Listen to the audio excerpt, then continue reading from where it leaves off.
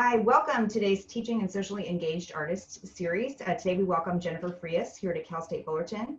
And I want to give a special shout out and a thank you to John Spiek at Grand Central Arts Center, the College of the Arts at Cal State Fullerton. We're both sponsoring this teaching series, as well as the Association of Hysteric Curators. We're welcoming today Jennifer Frias. Jennifer Frias is the director at the Begovich Gallery here at Cal State Fullerton. She's been active in the arts for over 20 years with professional experiences ranging from curatorial, education, community outreach, and collections management. She began her role as the curator of the Begovich Gallery in the summer of 2019. She comes to Cal State Fullerton from UCR Arts, where she served as the director of education and academic programs and co-founded the award-winning Off the Block program. Her curatorial projects have led efforts that connect contemporary art and visual culture into classroom curriculum and the community. Notable exhibitions are Javier Cazares Cortez, Fingers Are Crossed, Just in Case, 2018. Second Wave, Aesthetics of the 80s in Today's Contemporary Art in 2015. Just for Just, Sirens of Chrome in 2013. And Hiromi Takazawa, Ultraviolet in 2012. Hiromi, as you might know, is a professor of glass here at Cal State Fullerton. She's a former contributing writer for KECET's Artbound and a former adjunct faculty here at Fullerton in exhibition design. And she went to school at Cal State Fullerton. She's a practicing designer and artist working in photography and installation, and we're so happy to have her here today. Thank you so much for coming to talk to my class. Thank you. And thanks again to John Spiak and Grand Central and the Associate of Hysteric Curators. I'm a big fan. And thank you, Mary, for inviting me to be part of this amazing lecture series. And also thanks to your students for being here and attending.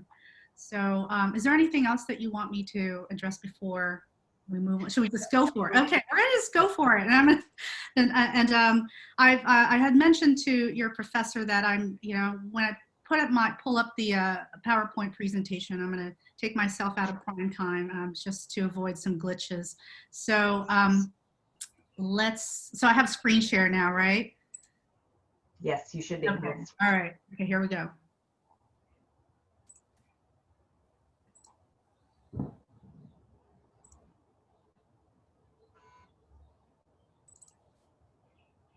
Do you see that?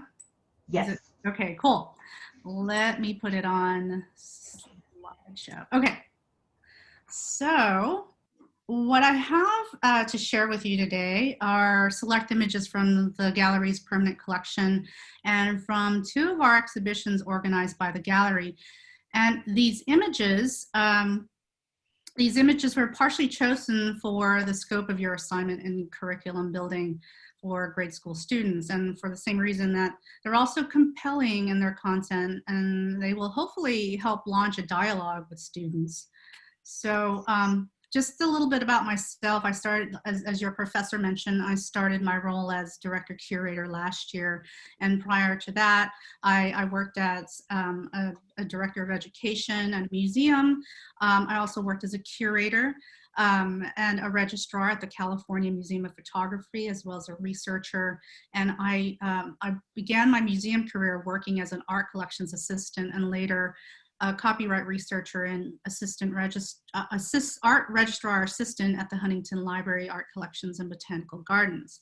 And having worked in museums and galleries and within an academic setting for over 20 years has really helped develop my work ethics when it comes to navigating the art world. And it gave me a sense to this all-encompassing, really hard question, or really hard question to answer is what is art and what it means when it's integrated into an educational institution. And just like art itself, everyone has a different meaning as to, or definition as to what it is to them.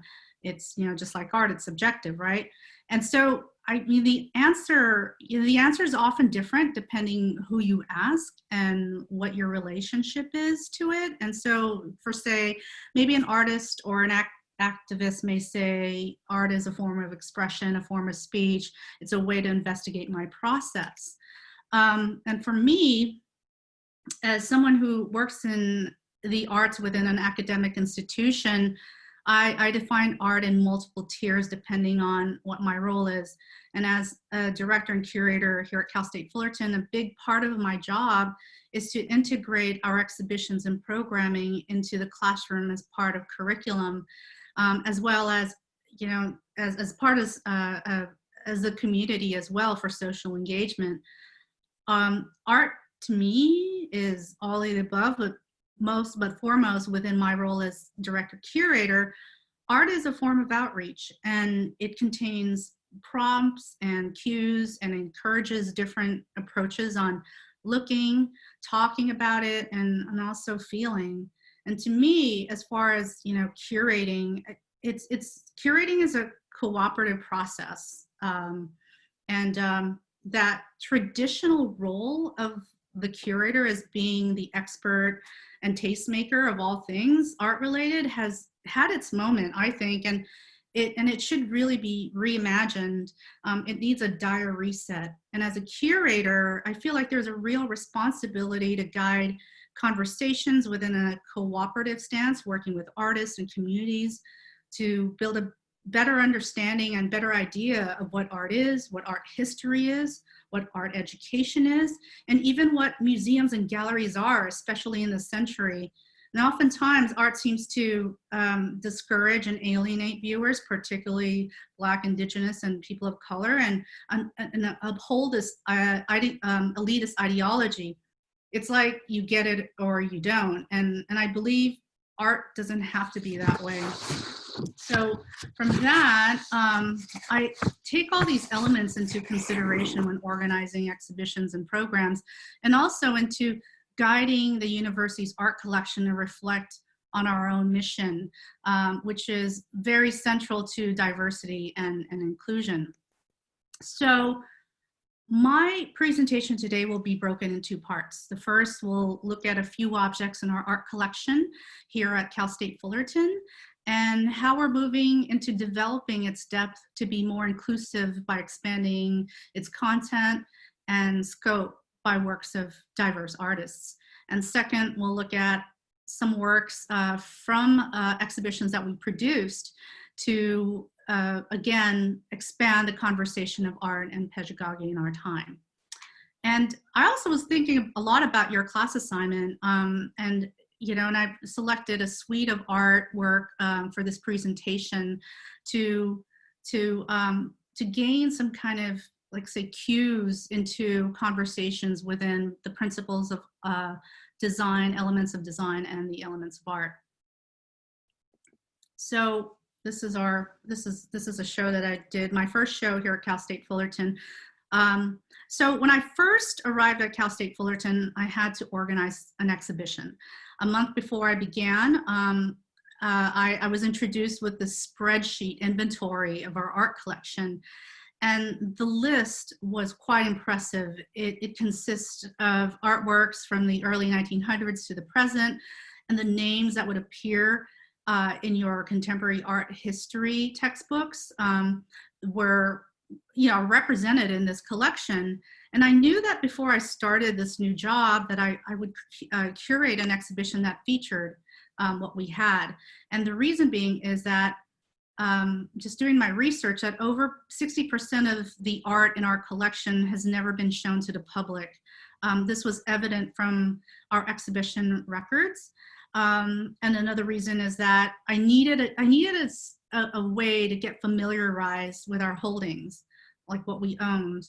And the last thing is that, you know, because most of the artworks were donated and purchased by funders and support groups, I thought this was a good way for me to get to know the community.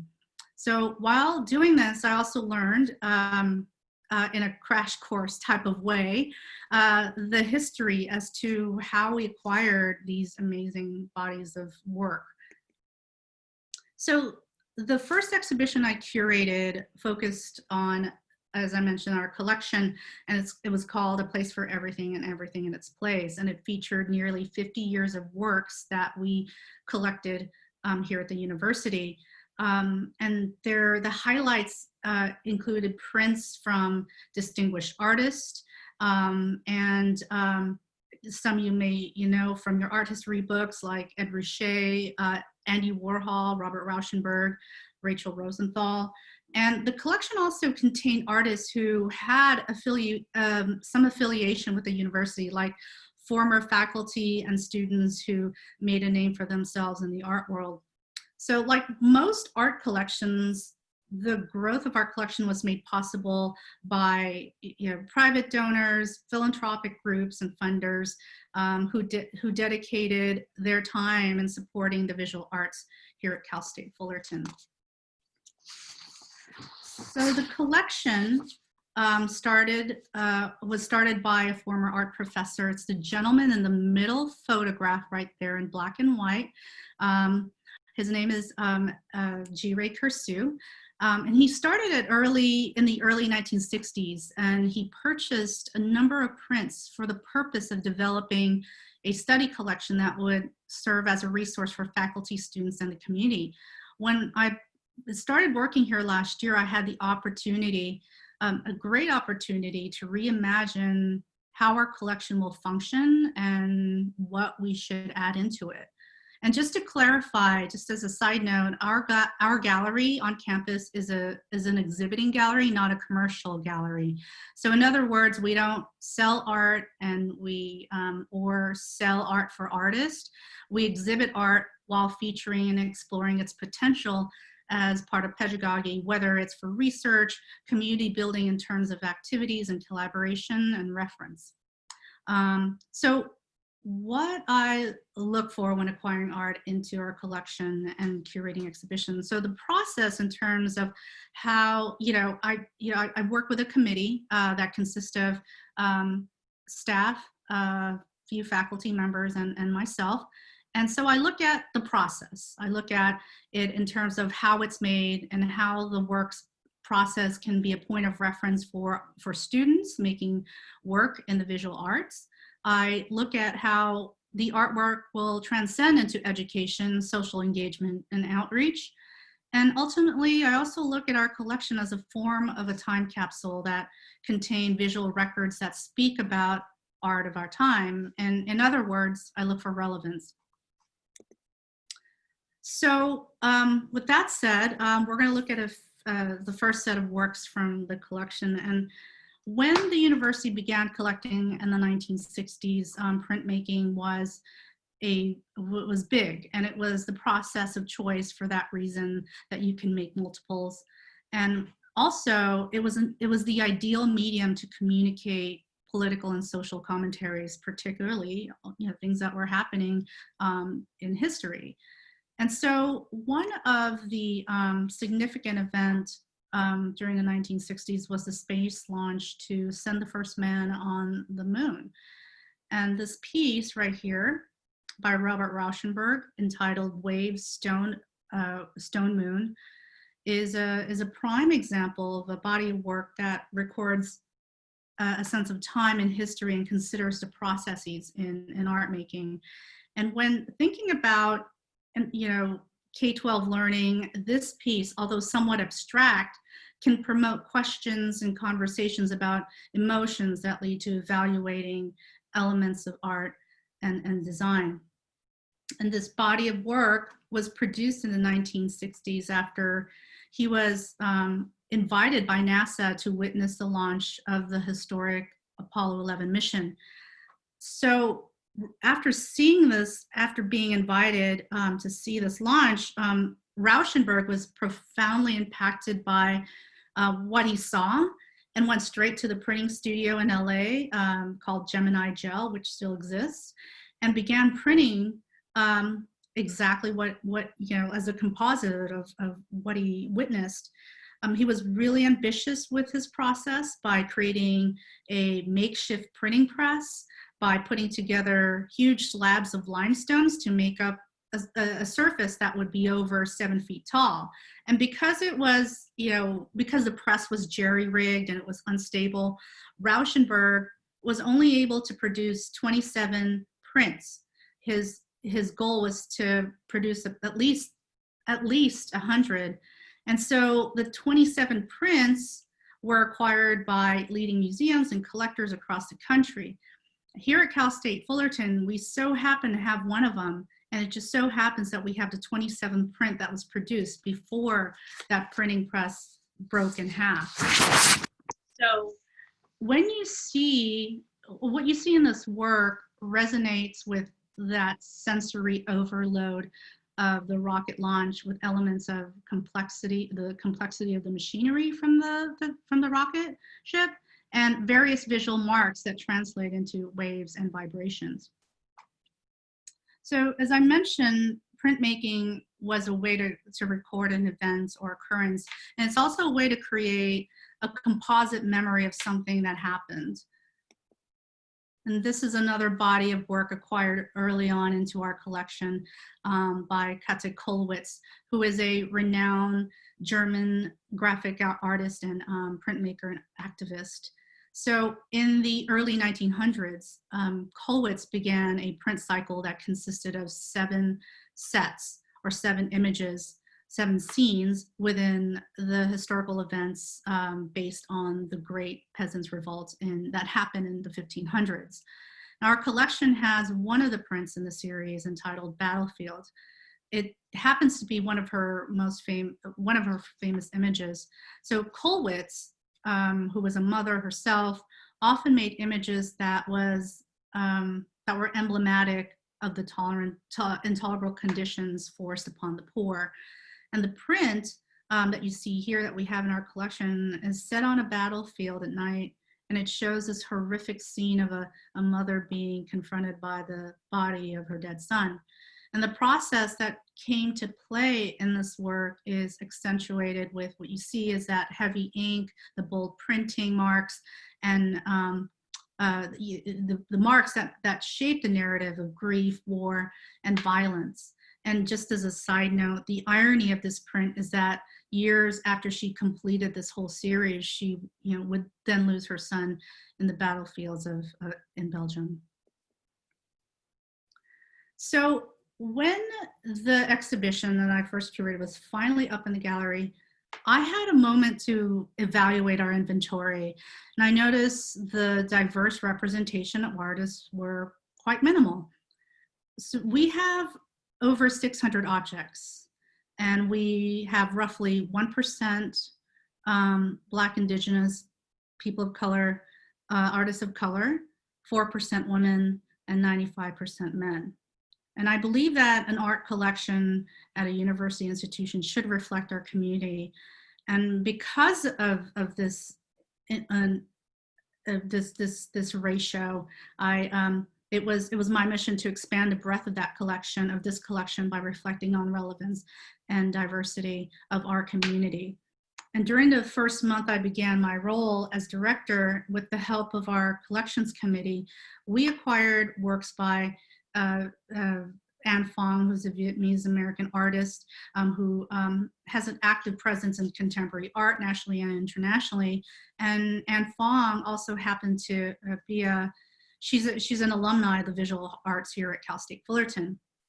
And from my experience, having worked in art collections and archives, having significant artworks by a diverse representation of curators is important for research and education.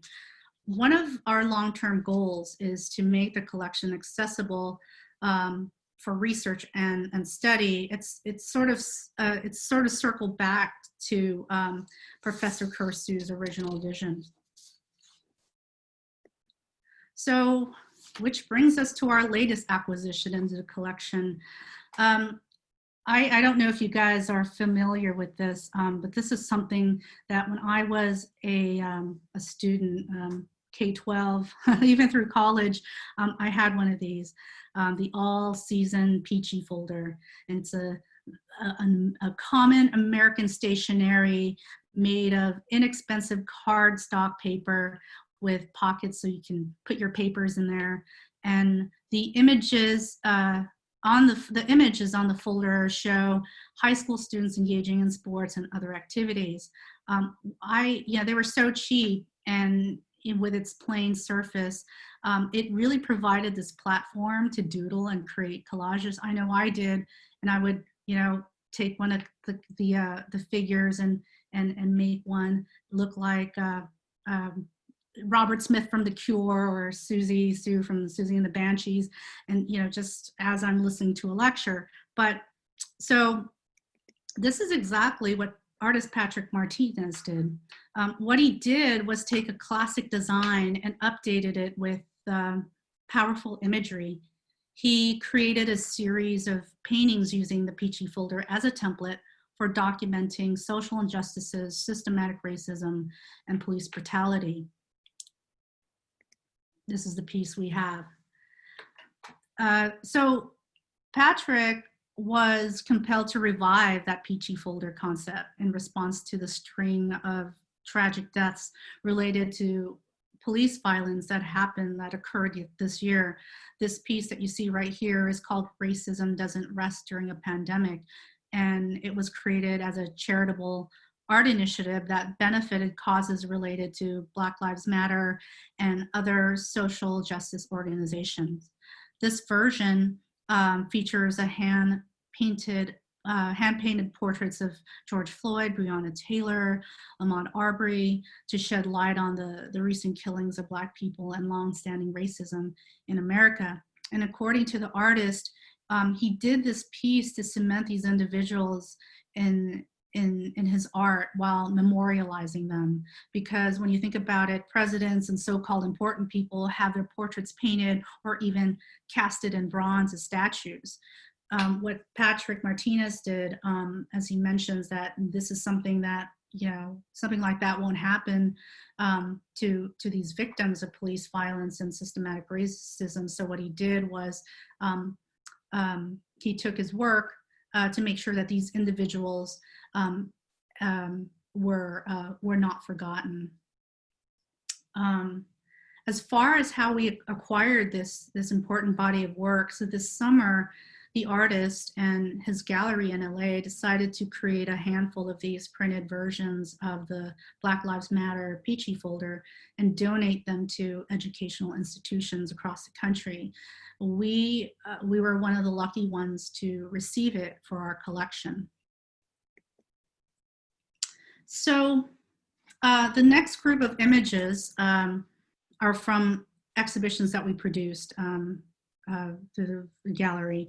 And so I figured, some of these images were good examples of work that prompted a sense of space and time, as well as conversations that could guide your viewer or your students to think about social issues.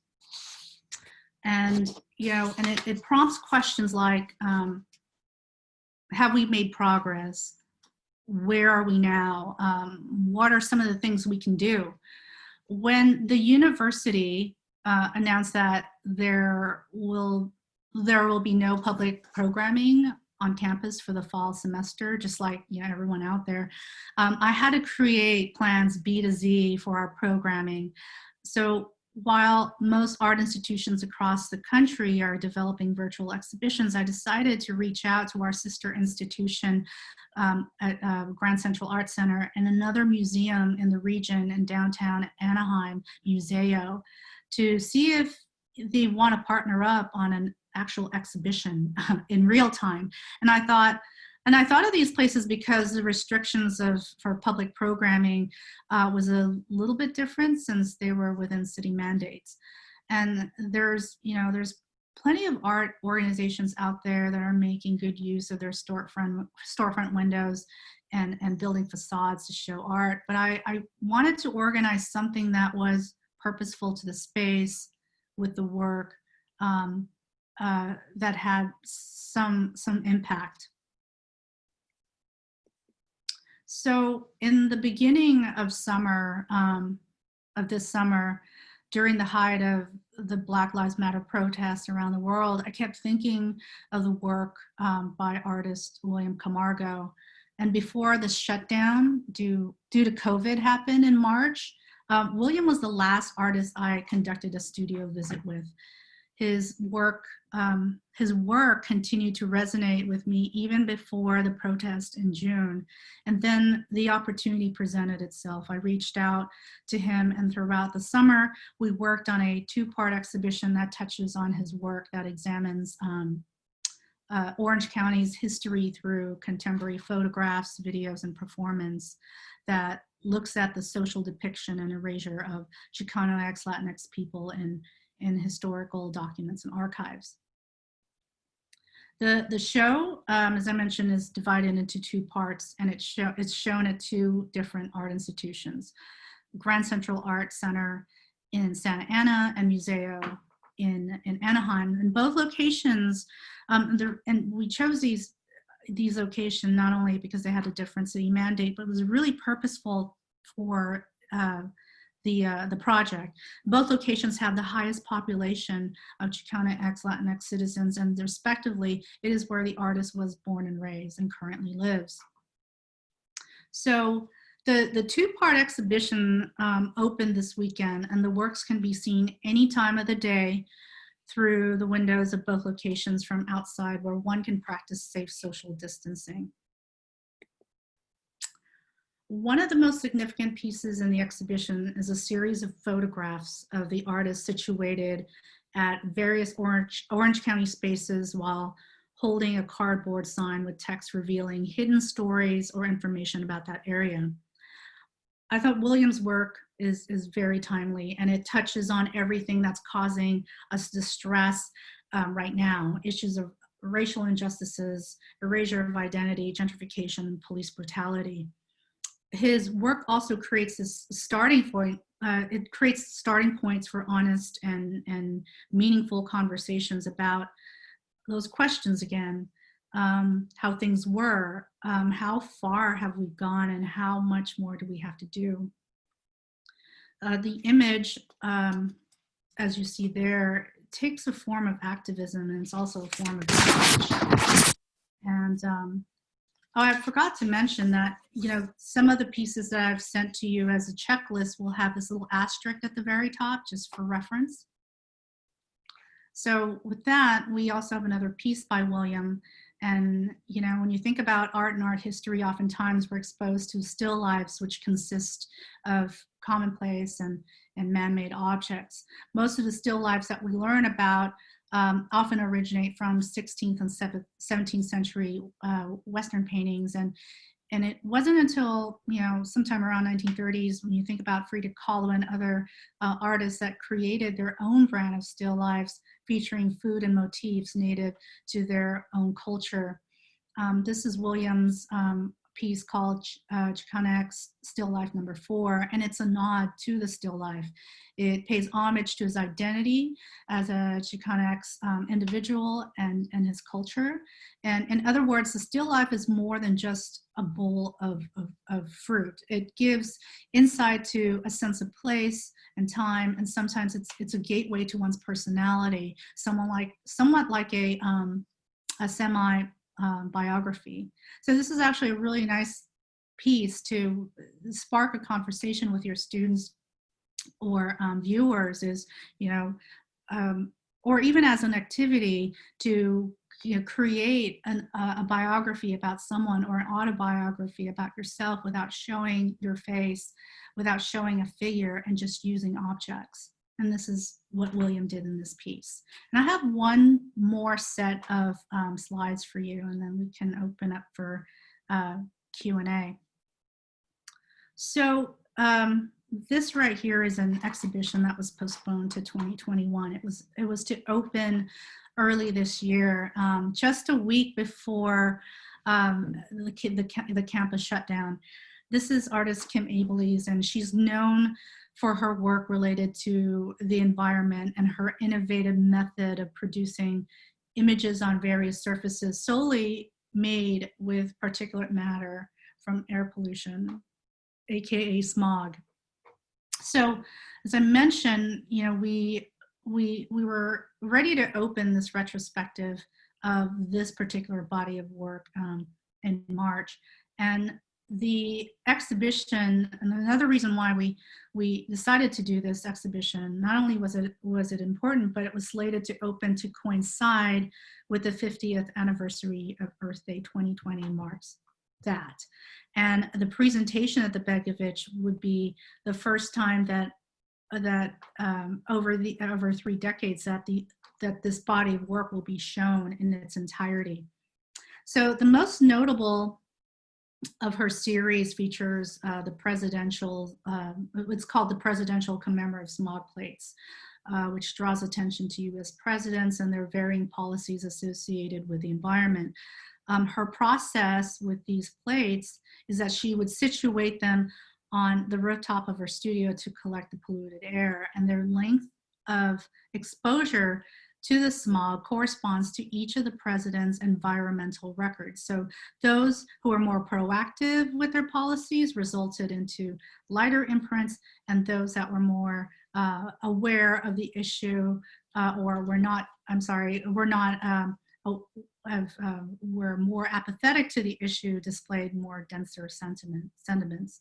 And you know, she explored this process as a form of record keeping using smog through issues that relate to politics, health, and the human body and domestic spaces. In this piece, the artist utilizes everyday household objects to address and confront the active contradiction that the dangers of smog solely exist outside or beyond, rather than in our own homes and workplaces. So I'm going to just show you a little detail of that. And to illustrate this, what the artist did was she recreated a dining room that highlights domestic articles as a way to inform, as a way to remind us that, you know, that in spaces that we use every day, and things that we do in our interior household, like cooking and cleaning, emits these emissions and create, you know, these particulates. And among the work's assemblage, she includes her daughter's childhood high chair, and with its food and setting entirely made of smog. And in doing this, she establishes this personal narrative by re-examining the air quality behind closed doors and that metaphoric illusion of safety. I also want to say that there are still plans to open the gallery for the public to see the smog collectors as soon as the university declares it safe to return to campus. And I thought that reintroducing the exhibition post-Earth Day, post-Earth Day's bicentennial, as well as post-COVID, presents an even meaningful observation for this body of work. When you think about the whole nation sheltering in place and practicing social distancing, there's a significant reduction of air pollution emissions. And this is all due to less traffic and reduced industrial and commercial activity. This drastic contrast in our environment corresponds to over 30 years of what this body of work, the Smog Collector series, has been trying to convey. So this piece on the left was, actually the one on the right was produced between May and June. And so I wanted to show you a comparison of something that Kim did in 1992. That's the object on the left, and the object on the right is the newest piece that she recreated for the gallery, which is 6 by 4 feet. And you can see that it's less dense than the one on the left. So I wanted to show you, that's the last slide I have, but I do have a bonus images from prints from the Bobcat fire. So she continued this investigation, as we all know, just 2 months ago. The Bobcat fires occurred, and Kim continued to document our air quality, which also documented a specific time in history. These works will most likely be included in the post-COVID reboot of the Smog Collectors. And just as a conclusion, you know, the importance of acquiring and exhibiting works of art that captures a specific moment, as you can see with the works I've shown you in our lives, is like building a visual anthology of our time. Someone like, you know, as I mentioned, it's something like a time capsule. And just like all the works we looked at today, as you can see, art reflects our challenges, our history, and it also presents itself as conversation cues for deeper meaning and action. And is also an indicator of of where we need to fill in those gaps and how far we still have to go.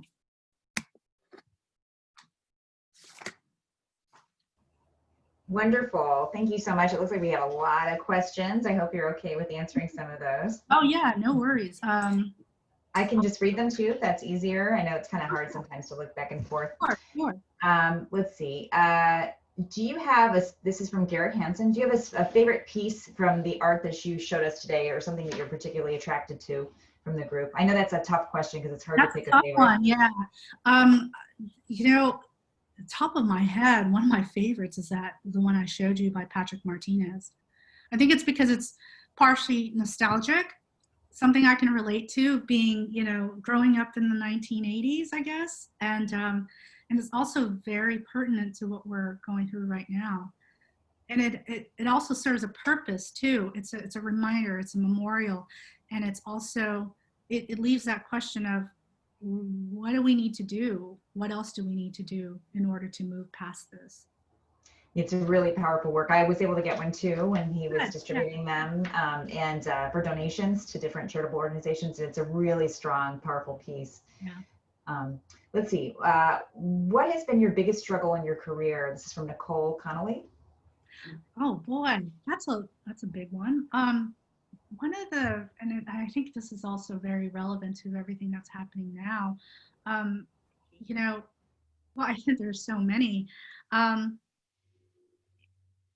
Diversity is huge, and I know that there are times where, you know, I've struggled through how to navigate the art world and how to, you know, get across, like, you know, ideas I have for exhibition and programming.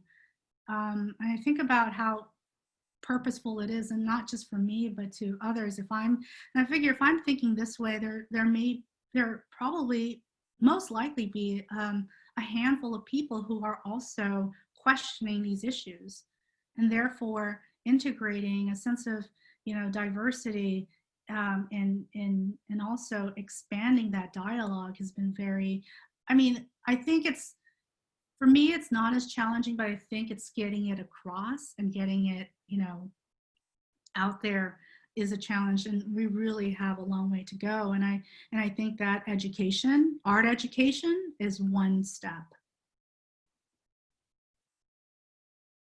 Oops, you're on mute. Sorry, the garbage truck was going down the street behind me in my soundproof studio here in the my garage studio situation. This is from online from Connor Rowland. When you present an artist's work, what aspects do you usually focus on first? That's a tough one too, because it could be, you know, so many things. I have the tendency to think about how the conversation will play out, you know.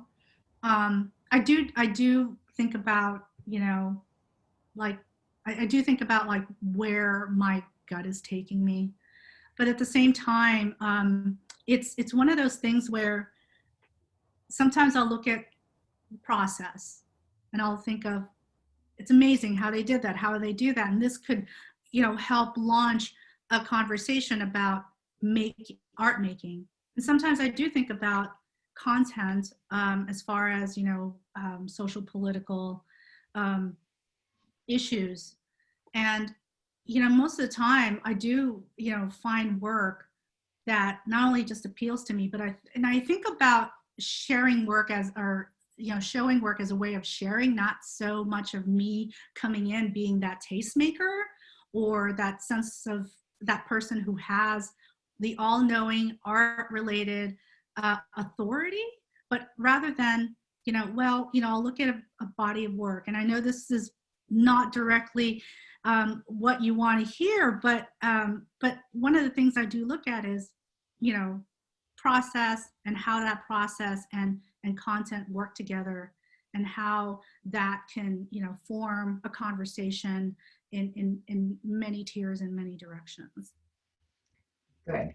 Let's see, what challenges is from Vanessa Acosta? What are some challenges in trying to get more community involvement with the artwork in the gallery? I think for me right now, I just started, I think this is a fair answer. I just started last year, and I think it's a way for me to get, I'm still trying to get to learn that who's in the community, who wants to partner up. And that has been, I would say, that is one, and that's one of the things I thought was going to be a challenge anyway when you're starting a new job, is being reintroduced to who's around you, who's in the community, who the players are. But I think that was one of the first things I did, is, putting that collection up was a way for me to get to know the community, So I figure if I put this up, maybe they'll come to us, so that way I don't have to go to every single person. The other thing was, organizing the William Camargo show gave me a sense of who's down with it, who's on that same boat as us here at Cal State Fullerton, who feels very passionate about this dialogue. And that's when we started working with Grand Central and Museo. So, I feel like we've done a significant amount, but I think we have a long way to go. And I know that's a challenge, but for every step, we're learning who's in the community and who has the same passion as us here at Cal State. We certainly appreciate it in art education. You've been very open and welcoming to us as a program and a department, which I think is part of your philosophy in terms of inclusivity. You've always been really generous, I think, with your time, and super interested in education in particular. And so I guess that's something that I always was thinking about really actively when you were speaking, is that your philosophy is so evident in your choices and the way you speak about work and the importance of community. And one of the benefits of creating a more open space is that, in a more open education program, is that then kids who maybe wouldn't get to go to a space or wouldn't feel welcomed into the space have access to those institutions. A lot of times kids that come from impoverished communities do not have access to art museums, and they don't go on field trips because sometimes they're labeled as behavior problems. And as we all know, as teachers, those kids aren't often rewarded with the field trip. And so the more you open up the museum to kids like that, you can really, really engage them in critical thinking in different ways that can be really exciting. And as you know, from being a director for many years, it's sometimes the people who have never been to a museum that get the most excited to look at work. Oh, and that's always fascinating. What are some of the favorite, have you had any experiences like that where somebody really reacted strongly to a piece that you had put in a show and it was fun for you to watch or to observe as a director? Yes. Oh gosh, there's so many. And it's interesting you say that, because those that have never been to a museum always give the most freshest and in-depth perspective of the artwork. And I think one of the things that I've witnessed, when I was working at UC Riverside, is when we have the PST LALA initiative. We had this exhibition, and we had a group of Girl Scouts come in, and it was really interesting to let them, just have them be part of the conversation, let them be included in looking at the work, rather than, guiding them, sounding like they're the authority, and just giving them like a way to launch into their own perspective. And what was really cool about when we did that show, there were these girls that came back with their friends and their parents and said, you have to look at this. And they were talking about the work. They were talking about Rigo 23's installation. And we're like, oh my God, we don't have to do anything. Let's just have these kids run the tour. Because and that was like one of the things I did when I was at UC Riverside, when I ran the education program, is when we had that show, I wanted to recruit museum educators that were students. And students from UC Riverside and also our neighboring colleges.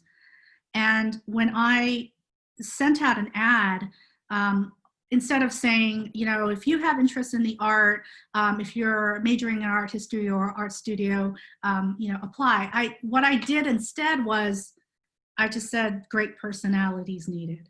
And so from there, we had all these different students from different majors come in and talk about art. And it was really fascinating. And out of my first group of 24, only one was an art major, and everyone was like psychology, biology, and it was a way for them to, you know, and they had the best perspective of you know, how to approach art. And the people that came in were more engaged in a conversation rather than feeling like they're going to be lectured.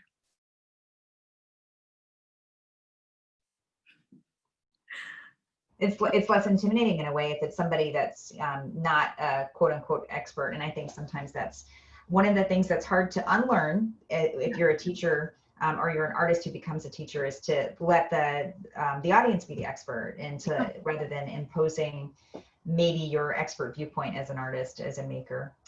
This is a really interesting question you got from Alondra Ponce. Throughout your career, what's been the most rewarding project you've been able to work on?